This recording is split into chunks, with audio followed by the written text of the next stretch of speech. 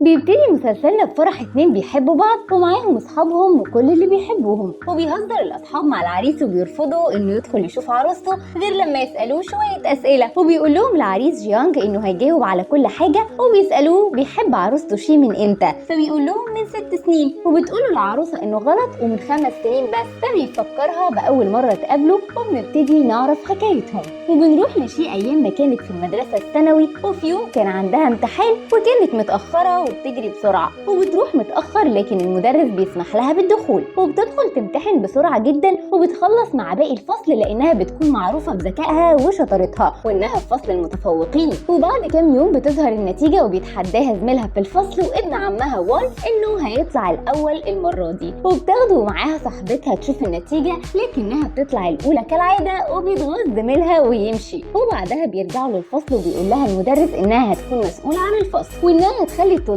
يقولوا قسم الاجتهاد وتكون مسؤوله عن حضور كل طلاب الفصل ومنهم جيانج اللي دايما مش بيحضر. وبنروح لمحل انترنت وبيكون جيانج شغال فيه بيحجز للناس علشان يلعبوا، وبنرجع للشيء اللي بتساعدها صاحبتها علشان تقدر توصل لجيانج، وبتروح المكان اللي بيشتغل فيه وبتلاقي حد معاها في الفصل وناس بتضربه، فبتحاول تدافع عنه وبيشوفهم جيانج وبيتدخل وبيحل المشكله بينهم. وبعد ما بيحل المشكله بيشكره تشين وبيقول له جيانج انه ما بيعملش حاجه ببلاش وبيطلب منه فلوس، لكن الولد مش بيبقى معاه فبتضطر شي ان هي اللي تدفع علشان يسيب تشين يمشي من المكان. وبعد ما بيخرجوا بتتفق شي مع تشين انهم يخلوا جيانج يرجع معاهم المدرسه، وبيقطعوا الكهرباء عن المكان. ولما بيخرج جيانج يشوف ايه اللي حصل بتسرق شي الكمبيوتر بتاعه وبتمشي، وبيرجع مش بيلاقيه وبتسيب له رساله انه معاها ولو عايزه يرجع المدرسه. وتاني يوم بتروح المدرسه وبتكون في حفله القسم وبتطلع شي تمثل فصلها، وبيروح لها جيانج علشان يرجع الكمبيوتر بتاعه، وبيدخل الفصل معاهم علشان يعرف يكلمها. واول ما الحصه بتخلص بيطلع يجري ورا شي وبتستخبى منه في الحمام، لكنه بيفضل واقف قدام الباب مستنيها تخرج وبيقول لها انه مش هيسيبها. وبيحاول جيانج يمسك الباب علشان ياخد منها الكمبيوتر بتاعه لكنها بتنجح انها تقفل الباب، وبيفضل هو واقف بره ومستنيها. وبعد شويه بتزهق من الحبسه وبتطلع تتكلم معاه، وبياخد جيانج الدفتر بتاعها منها وما بيرضاش يرجعه لها غير لما ياخد الكمبيوتر بتاعه، فبتقول له انها سابته مع معلم الفصل بتاعهم، وهو خده وحطه في المكتب بتاعه. وبيروحوا على المكتب لكن بيكون الوقت اتاخر وكل اللي في المدرسه مشيوا وقفلوا مكاتبهم، وبيرجعوا بالليل وبيحاولوا يوصلوا للمكتب من غير ما الامن يشوفهم. وبيعطل جيانج كاميرات المراقبه وبيقدر يفتح المكتب وبيدخل وبيلاقي الكمبيوتر بتاعه، وبتطلب منه شيء الدفتر بتاعها لكنه بيرفض يديهولها، وبيحطه في مكان عالي جدا وبيسيبها ويخرج. وبتحاول شيء توصل للدفتر لكن رجل الامن بيدخل المكتب وبيلاقيها، وبيعاقبها معلم الفصل وبتكون متضايقه جدا. وبتروح شي البيت وبتتفاجئ بجيانج هناك لكنه بيكون لابس نظاره وبيحاول يقنعها انه اخوه الكبير مش هو، لكنها بتكون متضايقه جدا بسبب اللي عمله وان مامتها معاقباها بسبب اللي حصل. وبيتفقوا انهم يدخلوا منافسه في ماده الرياضيات، ولو كسب جيانج هيساعدها في الرياضيات ويرفع مستواها في مقابل انها تعامله كمعلم كويس وتساعده انه يكسب وظيفه معلم الرياضيات الجديد. اما لو كسبت شي المنافسه هيكلم مامتها ويعتذر لها، وبتكون شي واثقه جدا انها هتكسب المنافسه دي لانها عارفه انه طالب بليد ومش هيعرف يحل. ولما بتبدا المنافسه بتنبهر شي انه حل المساله بكذا طريقه وهي حلتها بطريقه واحده بس، وبيتنافسوا بالمكعبات وبينجح جيانج انه يرتبها بسرعه وبيكسب المنافسه ما بينهم. وبيدخل جيانج الفصل متاخر وبيلاحظ المعلم انه لابس زي المدرسه القديم وبيطلب منه يدفع المصاريف علشان يستلم الزي الجديد، وبيكلف شي انها تاخد منه الفلوس. وبعد الامتحان بتطلب منه شي المصاريف لكنه بيقول لها انه مش معاها وبيسيبها ويمشي، لكنها بتفضل تلحقه. وبتفضل شي تلاحق جيانج في مكان ما يروح علشان تاخد منه المصاريف لكنه بيرفض يديها لها. وبيوصل على المكان اللي بيشتغل فيه وهي بتهدده انه لو ما دفعش هتكلم اهله، وفي وسط الكلام بيجيله تليفون وبيستأذن من صاحب الشغل انه يمشي بسرعه، فبتقلق شي اللي بتفضل مراقباه من غير ما ياخد باله لحد ما بيوصل لست عجوزه وبتعرف انها جدته وانه بيساعدها بالفلوس كل شهر. وبعدها بتقرر شي انها تروح للمعلم وتدفع مصاريف جيانج بداله. وبنرجع للفصل وبيدخل المعلم وهو غضبان جدا من درجاتهم في الامتحان اللي بتكون سيئه، وبيفضل يحمسهم علشان يهتموا بدراستهم اكتر. وبيكون جيانج مش مركز في الكلام وقاعد بيذاكر في كتاب، فبياخدوا منه المعلم وبيديه شي. وبعد ما الحصه بتنتهي بيروح جيانج علشان ياخد الكتاب منها لكنها بترفض انها تديهوله. وفي وسط الكلام بيجيله تليفون تاني وبيمشي بسرعه، فبتروح شي وراه تاني لحد ما بتوصل للمكان وبتلاقيه بيقابل طفله صغيره وامها، لكن الطفله بتشوفها وبيضطر جيانج انه يقدمها على انها زميلته وبتديله الكتاب وبتدخل تقعد تاكل معاهم. وبعد الاكل الاكل بتقعد شي تتكلم مع والده الطفله الصغيره وتساعده، وبتقول لها انه جيانج سعيد في حياته من ساعه ما دخل المدرسه وانه اتحسن جدا بعد اللي حصل لعيلته. فبتسالها شي عن اللي حصل، فبتحكي لها ان جيانج كان من عيله غنيه جدا وابوه كان عنده مصنع، وفي يوم حد من العمال ارتكب خطا ادى الحريق في المصنع ده وعمال كتير اتصابوا، ده غير ان ابو جيانج رجله اتحرقت. ومن ساعتها الديون كترت عليهم وجيانج بيحاول يساعد عمال كتير رغم انه صغير وعليه ديون. وبيمشي جيانج وشي من هناك وبيطلب منها انها تبطل تراقبه وتعرف عنه حاجات وتكون زي بقيه الطلاب اللي معاه في الفصل، وبيغضب عليها لكنها بتهديه وبتديله الزي الجديد اللي هي دفعت ثمنه، وبتطلب منه انه يساعدها في ماده الرياضيات في مقابل مادي، وبكده يكون مدرس خاص ليها. وبيوافق جيانج على العرض ده، وبيروح جيانج مع شي البيت علشان يبدا يذاكر لها، واللي بيكتشف ان علاقه والدها ووالدتها مش مستقره وانهم دايما في خناق لكنه ما بيهتمش. وبعد ما بيخلص بيكون في طريقه للبيت وبيقابل بعض الشباب اللي كانوا معاه في الشغل واخدوا منه فلوس، وبيطلب منهم الفلوس وبيدوها له بعد وقت كتير. وبيكون وان واقف بعيد وشايف كل ده، وبعد ما الشباب بتمشي بيشوفوا وان وبيتخانقوا معاه وبياخدوا منه حاجته، لكن جيانج بيرجع وبيتخانق معاهم وبيرجع لوان حاجته، بس بيكتشف انهم اخدوا منه الزي بتاعه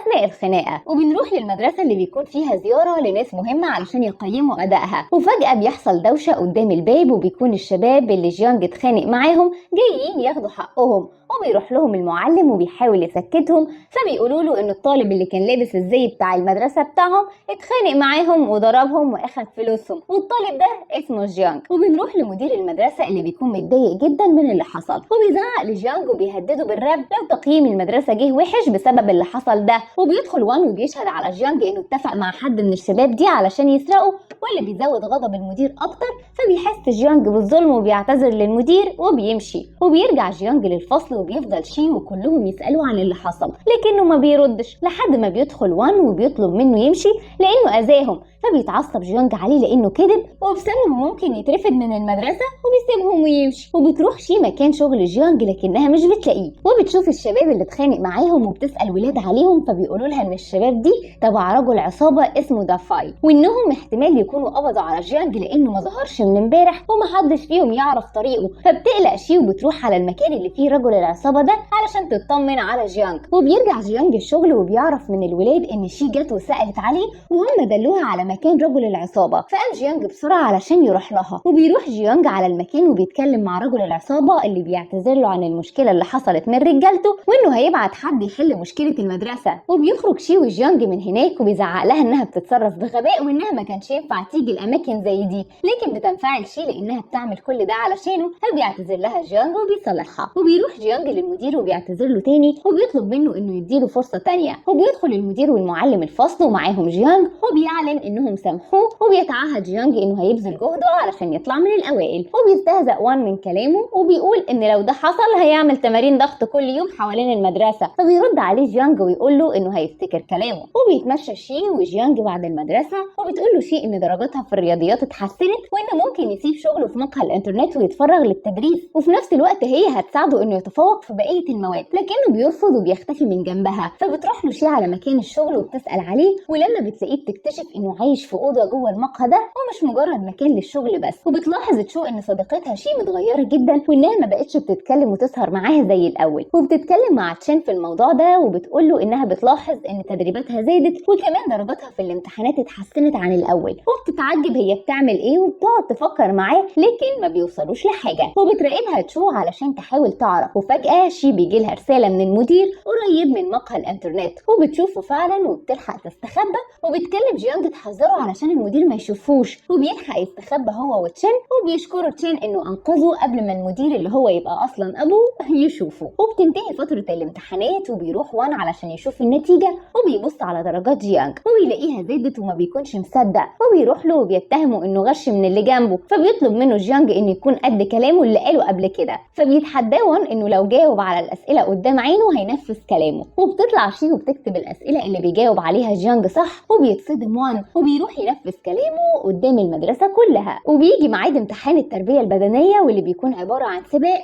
واللي يكسب فيه بياخد درجات اكتر وبيتأهل للجامعة. وبتكون شي متوترة جدا وجيانج واقف متابعها وبيبدأ السباق، وبتقدر شي انها تكسبه وتاخد اعلى نقط. وبتلاحظ تشو ان وان متضايق وبتروح تحاول تهزر معاه لكنه بيزعق لها وبيسيبها ويمشي. وبتشوفهم شي وبتتضايق تشو من كده، وبيسمع وان شي وهي بتتكلم مع تشو وبيحس بغلطه، فبيقرر انه يروح يعتذر لجيانج، وكمان بعت قصيدة اعتذار لتشو. وبتقع القصيدة اللي بعتها وان لتشو تحت ايد معلم الفصل، وبياخدهم للمكتب وبيزعق لهم ويعاقبهم. وبيروح جيانج وشي على البيت علشان يذاكر لها زي كل يوم. واثناء ما هم قاعدين قال لها جيانج ان دي ممكن تكون اخر مرة يدرس لها مادة الرياضيات، وده لان درجاتها اتحسنت جدا وما عادتش محتاجة مساعدة، وكمان هو ما عادش حابب ياخد فلوس من اهلها. وبتتضايق شي جدا من القرار ده. وبتلاحظ مامتها ان بنتها ابتدت تتعلق بجيانج، وبتلاقي رسومات ليه في اوضتها وبتاخدها تقطعها قدامها وبتتخانق معاها لانها اهملت دراستها. ولما بيدافع عنها والدها بتتخانق معاه قدامها لحد ما انهارت شي من العياط، ووعدت امها انها هتركز. وبتتكلم والدتها مع مدير المدرسه وبتطلب منه انه يعاقب جيانج على انه انتحل شخصيه معلم، وطلبت منه انه يرفضه. لكن المدير بيبلغها انه مشي من المدرسه، وبتستغرب جدا. وبتروح شي على مكان شغل جيانج وبتسال عنه، فبيقول لها صاحب الشغل انه هيسافر النهارده وميعاد سفره قرب. وبتجري شي علشان تلحقه وبتوصل للعربيه اللي فيها جيانج، وبتفضل شي تكلمه وتفكره بوعده ليها بانه يدخل الامتحانات ويتفوق. وبتطلب منه انه يفضل معاها لكنه بيتجاهلها وبيعتذر لها بسره وبيمشي. وبتعدي الامتحانات وبتكون شي في المكتب مع معلم الفصل اللي بيلاحظ ان مستواها قل ودرجاتها مش كويسه،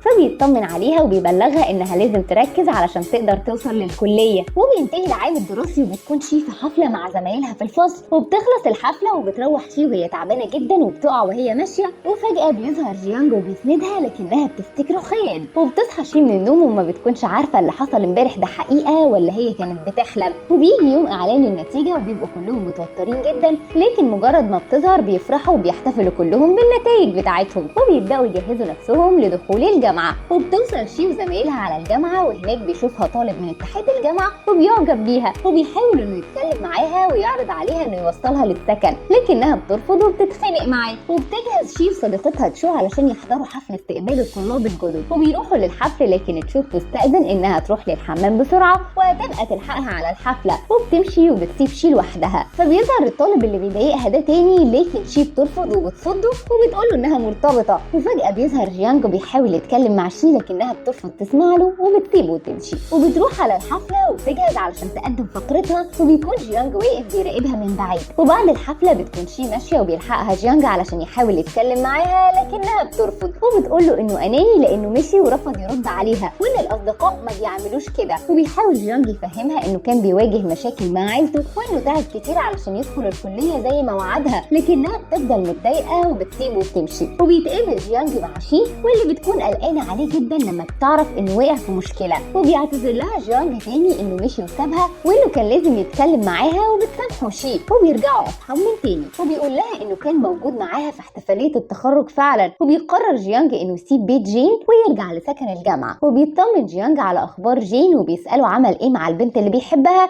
اللي هي بتكون شي، فبيقول له جين انها ما جاتش موعدهم امبارح لكنه هيستغل فرصه عيد ميلادها ويعترف لها بحبه وهيكون ده قدامه، فبيتمنى له جيانج التوفيق وبيمشي. وبيقابل جين شي وبيفكرها بان عيد ميلادها قرب وانه بينظم حفله علشانها وهيعزم فيها كل زمايلها وهتكون فيها مفاجاه ليها، فبتشكره شي على اهتمامه وبترجع للسكن. وبيجي يوم الحفله وبيكون جين مستني شي واصحابها قدام السكن، وبياخدهم للحفله بعربيته. وبيشوفهم صاحب جيانج وبيجري عليه علشان يبلغه. وبيروح جيانج على المكان بسرعه وبيبعت له صاحبه كل اللي بيحصل. وقبل ما جين يعترف لها بحبه بيقدر جيانج انه يهكر شاشه العرض اللي في المكان، وبيعترف لها بحبه قدام كل اللي قاعدين، وبيقول لها انه في الطريق. فبتقوم شي وبتسيب الحفله علشان تلحقه. وبتقابل شي جيانج وبتكون محرجه جدا من اللي عمله في الحفله، وبتتضايق لما بتعرف انه عمل كده علشان يسبق جين ويقول لها مش علشان بيحبها فعلا وكانهم داخلين مسابقه. وبيحاول جيانج انه يشرح لها لكنها بترفض تسمع وبتسيبه وتمشي. لكنهم بعد فتره بيتصالحوا وبتكون علاقتهم حلوه مع بعض. وبتيجي الجامعه بنت جديده وبتكون دي صديقه جيانج القديمه، وبتقابلوا وبياخدها وبيخرجوا سوا. وبتشوفهم شي بالصدفه وبتتضايق جدا وما بيعرفش جيانج هي متضايقه ليه. وبيطلعوا رحله تبع الجامعه وبتكون شي متجاهله طول الوقت وما بتردش عليه. وبيتفاجئ جيانج ان صديقته موجوده في الرحله وبتهزر معاه قدام شي وبتتضايق اكتر. وبيتكلم جيانج مع تشو وبيسالها عن شي وعن ليه هي متضايقه ومتجاهله طول الوقت. فبتقول له تشو انه واخد علشان اعترف بحبه لشي وتاني يوم خرج مع بنت تانية وان شي شافته علشان كده هي متضايقه منه. وبيروح جيانج علشان يتكلم مع شي ويفهمها انه بيحبها هي وان البنت دي مجرد صديقه قديمه ليه وانهم كانوا جيران وهم صغيرين مش اكتر. فبتتفهم شي الموضوع وبيتصالحوا. ولما بيرجعوا بيروحوا يتفرجوا على السكن الجديد اللي اتنقلت له شي وبيكون حلو وعاجبهم جدا. وبيقول لها جيانج انه خايف عليها تقعد لوحدها وعاوز يسكن معاها، لكنها بتقول له انه ما ينفعش وهم لسه في اول سنه في الجامعه، لكن ممكن تفكر لما يبقوا في اخر سنه انه يسكن معاها. وبتسيبه وتدخل تنام وبتسيبه يخلص اللي هو بيعمله. وبتصحى تاني يوم وبتلاقيه سايب لها رساله انها تساعده بانها توصل المشروع اللي كان مطلوب منه الجامعه لان عنده مشوار مهم. وبتروح توديه للدكتور وبيقول لها ان في مسابقه مهمه للبرمجه وانه عاوز جيانج يشترك فيها لانه شاطر جدا وعايزها تكلمه. وبنروح لتشو صاحبه شي وهي في السكن وبتكون معجبه بوان وبتحاول تتقرب له لكنه مش مهتم بيها خالص وبيتجاهلها وبيمشي، لكن بتحاول تسمع كلامه على مزاجها وبتفتكر ان هو كمان معجب بيها. وتاني يوم بتروح تشو وهي متحمسه جدا وبتحكي لشي عن الحوار اللي دار بينها وبين وان وبتكون شايفه انه معجب بيها، لكن شي بتحاول تفوقها وتقول لها انه كلامه مش معناه انه بيحبها خالص لكنها ما بتقتنعش. وبعدها بتكلم شي ابن عمها وان وبتتكلم معاه في الموضوع وان تشو فهمته غلط وانه لازم يصلح الموقف. فبيقول لها انه ممكن يكون معجب بيها فعلا وهيحاول يقرب لها. وبتروح البيت وبيكون جيانج مستنيها وعامل لها عشاء وبيجي وان ابن عمها وهما بيتكلموا وبتخليه يستخبى بسرعه وبتظبط البيت بسرعه وبتخبي جيانج في اوضه النوم وبتفتح لوان وبتحاول تخليه يمشي لكنه بيرفض وبيدخل بالعافيه وبيدور لكنه ما بيلاقيش حد وبتطلب منه يخرج بره وبيمشي فعلا. وبعدها بتدخل تدور على جيانج وبتنده عليه وبيكون هو طلع من الشباك وقاعد على سطح البيت. وبعدها بيقعدوا مع بعض وبيتكلموا وبيقول لها جيانج انهم لازم يقولوا للناس انهم مع بعض، لكنها بتقول له يستنوا شويه. وبعدها بيودعها وبيمشي يرجع السكن بتاعه. وبنروح لجين واللي بيكون قاعد في اوضته وبيفتكر ذكرياته مع شي وانه كان مستنيها تدخل معاه الجامعه علشان يصارحها انه معجب بيها، لكن مع الاسف كل خططه باظت. وبيروح تاني يوم الجامعه وبتكلمه زميلته في حفله راقصه وبتكون معجبه بيه وعاوزاه يروح معاها، لكن بتتكسف تطلب. ولما بيعرف جين بيروح لشي وبيكون عاوزها تروح معاه وبيكون جيانج قاعد وبيقول له انهم مش فاضيين انهم يروحوا الحفله اصلا. وبيفضل جين بيحاول يوضح لشي انه معجب بيها مش انه مجرد اخوها، وبيقول لها انه يتمنى انها تلبس الهديه اللي جايبها لها في الحفله وبيمشي. وبيجي بعدها جيانج وبتساله شي اذا هيروح الحفله لكنه بيقول لها انه مش هيروح وبيمشي. وبيجي يوم الحفله وبيكون جين جاهز ورايح ياخد شي من السكن، لكنها بتنزل له معاها هديته وبتقول له انها مش هتقدر تروح الحفله معاه علشان كده هترجع له الهديه بتاعته. وبتعتذر له وبتقول له انها بتحب جيانج وانه هيفضل بالنسبه لها اخوها الكبير وبس، وبتعتذر له وبتطلع. وبالليل في الحفله بتروح تشو صاحبتها وبتلاقي ان وان رايح الحفله مع بنت تانية ومديها هديه، وبتتصدم انه طلع مش معجب بيها زي ما كانت فاكره. وبيشوفها جو صاحب جيانج وبيطلب منها انها تكمل الحفله معاه وبتوافق. وبيتضايق وان لما بيشوفها راحت معاه رغم انه ما بيحبهاش. وبنروح لشيو اللي بتقرر انها تروح لجيانج السكن بتاعه بعد ما كان غيران انها رايحه الحفله مع جين، وبيكون زعلان منها وبتروح له وبيكون مشغول جدا في البرمجه. وبتتكلم معاه وبتقول له انها ما راحتش الحفله وقالت لجين انهم مع بعض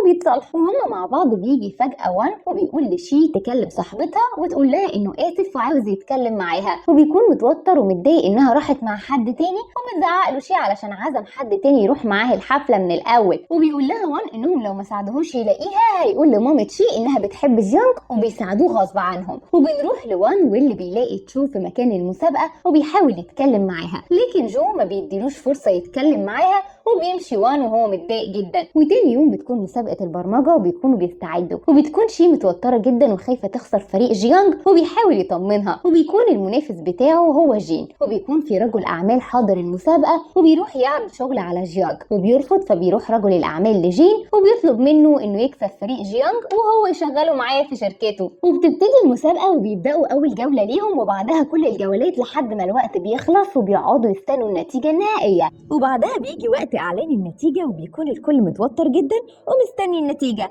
وبيطلع جين وفريقه المركز الثاني وبتضيع عليه الوظيفة اللي كان رجل الأعمال وعده بيها، وبياخد جيانج وفريقه المركز الأول وبيكون مبسوط جدا وبيطلعوا يستلموا الجايزة بتاعتهم. وتاني يوم بيكون جيانج مع شي في الحديقة وقاعدين يتكلموا، وبيجي رجل الأعمال وصاحبته واللي بتكون صاحبة شي وبتقترح عليهم إنهم يخرجوا معاهم وبتوافق شي وبيروحوا ياكلوا سوا. لكن رجل الأعمال بيفضل طول الخروجة بيحاول يقنع جيانج إنه يشتغل معاه ويكونوا شركاء لأنه موهوب جدا في البرمجة، وبيكون جيانج مش حابب الفكرة خالص وبيزهق من كلامه وبيقوم وبيقول لهم إنه داخل الحمام. وبتتضايق شي هي كمان وبتقوم وبتخرج وراها صاحبتها علشان تصالحها، وبيدخلوا وبيرجع جيانج ويقول لهم إنه لازم يمشي وياخد شي وبيمشوا. وبعدها بيروحوا لاصحابهم في مطعم وبياكلوا معاهم وبيشربوا احتفالا بفوز فريق جيانج في المسابقة. وبنروح لتشو اللي بعد الحفلة بيتخانق الاصحاب عليها وبيقول لها جو انها لازم تختار حد فيهم، يا اما هو او وان دلوقتي علشان يكون معاها لان هما الاثنين بيحبوها، لكنها بتختار جو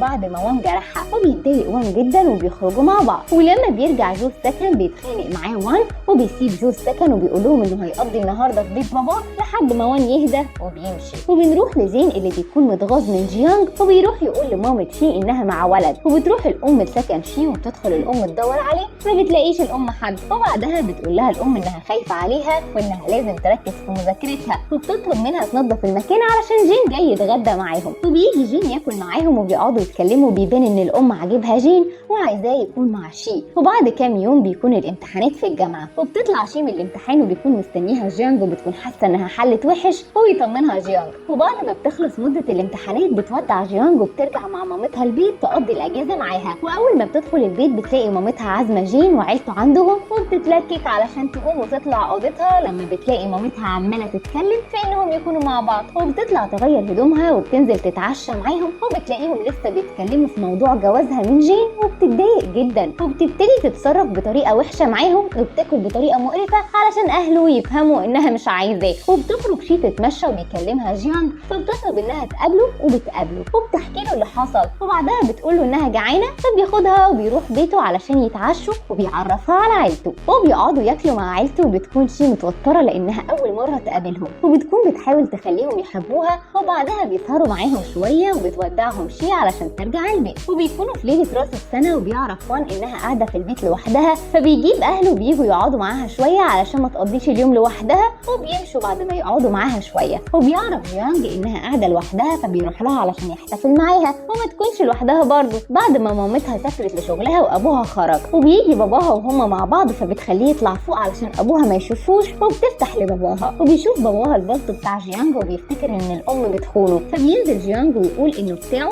وبيعرفه بنفسه وانه حبيب شي. وبيقعد الاب يستجوبه ويساله عن كل حاجه تخصه. وبعدها بيلاحظ جيانج ان الاب بيحب الشطرنج فبيقترح يلعب معاه علشان يقدر يقرب منه ويقعدوا يلعبوا مع بعض وفعلا بيبقوا صحاب. واول ما بيمشي بتكلم الام الاب وبتقول له ان شي سقطت في امتحاناتها وتاني يوم بترجع من سفرها مخصوص علشان تعاقب شي. وبتتاسف لها شي انها فشلت في اول سنه ليها وبتقول لها الام انها عارفه انها مع جيانج وانه السبب في فشلها وبتتخانق معاها وبتقول لها انها لازم تسيبه. وبتتخانق معاها شي لانها مش عاوزه تسيبه وبتقول لها انها حره في اختيار حبيبها وانها مش هتسيبه. وبتعاقبها امها بالحبس في البيت. فبتطلع تكلم جيانج اللي بيكون رجع السكن علشان عنده تدريب في شركه وبتحكي له اللي حصل. وتاني يوم بيروح جيانج الشركه اللي هيتدرب فيها وبيخليه الرئيس يشتغل تحتيه على طول وبيكون عاوز يثبت نفسه في الشركه وبيجتهد جدا وبيفضل كمان وقت زياده بالليل علشان يقدر يخلص كل الشغل المطلوب منه. وبيدخل لصاحب الشركه وبيقول له انه خلص اللي مطلوب منه وبيلاقيه واقف في مشروع صعب وبيقترح عليه المساعده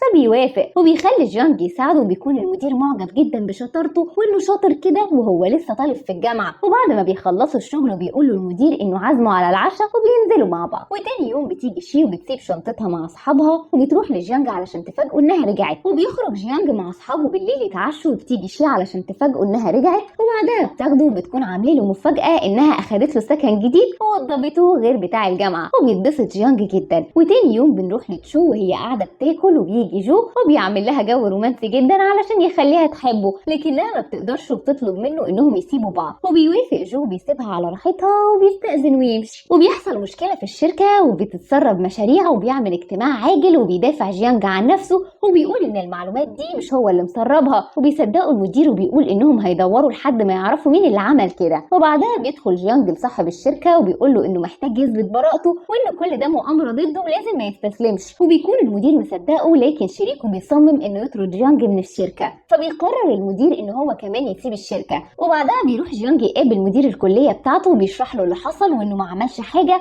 وبيتأسف له انه تسبب في مشاكل الكلية. وبعدها بيجي كل اساتذته واصحابه بيقولوا له انهم معاه لحد ما يثبت براءته ومش هيسيبوه. وتاني يوم بيروح يقابل مديره وبيعرف ان الشركة رفعت عليه قضايا، وبيقول له المدير انه هيكون معاه وهيقف جنبه، وهو قاعد معاه حد بيكلمه وبيطلب يشوفه، فبيستأذن من مديره وبيمشي. وبيطلع اللي كلمه هي ام شي وبيروح يقعد معاها وبتقول له انه مش مناسب ليها ولازم يسيبها ويبعد عنها. وبيرجع البيت يلم حاجته وبترجع شي بتسأله رايح فين، بيقول لها ان عنده رحلة شغل وبيودعها ويمشي. وبعد ما بيمشي بمدة بيكلمها ابوها وبيقول لها على اللي عملته امها وانها اجبرته انه يسيبها، وبتقعد تعيط لانها بتحس انه مضغوط جدا من كتر المشاكل اللي هو فيها. وبيرجع جيانج للبيت وبتحضنه وتعيط لانها كانت فاكراه مش هيرجع، وبيقعدوا يتكلموا ويطمنها وبتسأله على مشكلته وبيقول لها انها خلاص اتحلت لكنه هيحكي لها التفاصيل الصبح. وتاني يوم بيوريها الخبر اللي بيثبت براءته. وبنروح لوان بعدها اللي بيعرف ان تشو سابت جو وبيقرر يعترف لها بحبه، وبيروح لها عند السكن وبيزعق وبيقول لها وبيطلب تسامحه، وفعلا بتسامحه وبيبقوا مع بعض. وبعد لما يبقوا في ثالثه جامعه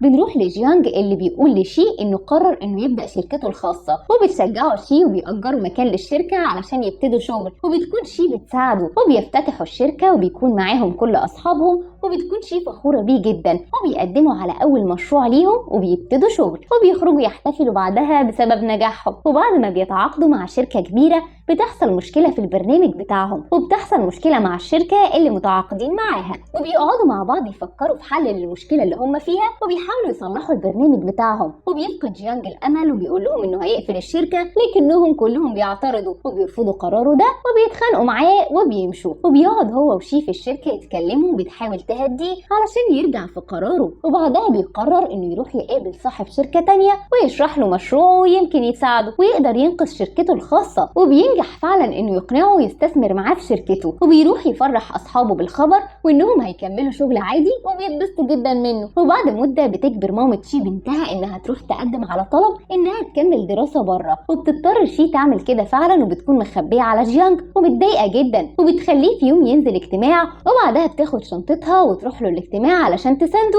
وتكون معاه وتمشي بعدها. وبعد ما بيخلص بيعرف انها مسافره وبيروح لها بسرعه وبيلحقها وبتقول له انها لازم تسافر وانها تخلص دراستها وترجع له، وبيقول لها انه هيستناها. وبعد سنتين بيكون جيانج مستني رجوعها اللي قرب جدا، وبيكون بقى ناجح جدا في شغله وشركته بتكبر وبترجع شي، وبتكون عامله له مفاجاه وبيتبسط جدا برجوعها. وبيكون تشو ووان اتجوزوا وتشو بتكون حامل وبيبلغوا شي الخبر وبتتبسط جدا. وبعدها بيروح جيانج يطلب ايد شي من اهلها وبيوافقوا وبيروحوا يسجلوا الجواز. وبعدها بيجهزوا اليوم الفرح وبيعملوا مراسم الجواز، وبعدها بيعملوا احتفال وبيخلوا كل اللي يجي يلبس لبس مدرسة الثانوي علشان يتعرفوا على بعض فيها. وفي الفرح بتحصل مشكلة في البرنامج بتاعهم في الشركة، فبيسيبوا الفرح وبيقعدوا كلهم يحلوها، وبعد ما بيخلصوا بيكملوا الفرح وبيكونوا مع بعض للأبد. وبكده يكون خلص مسلسل.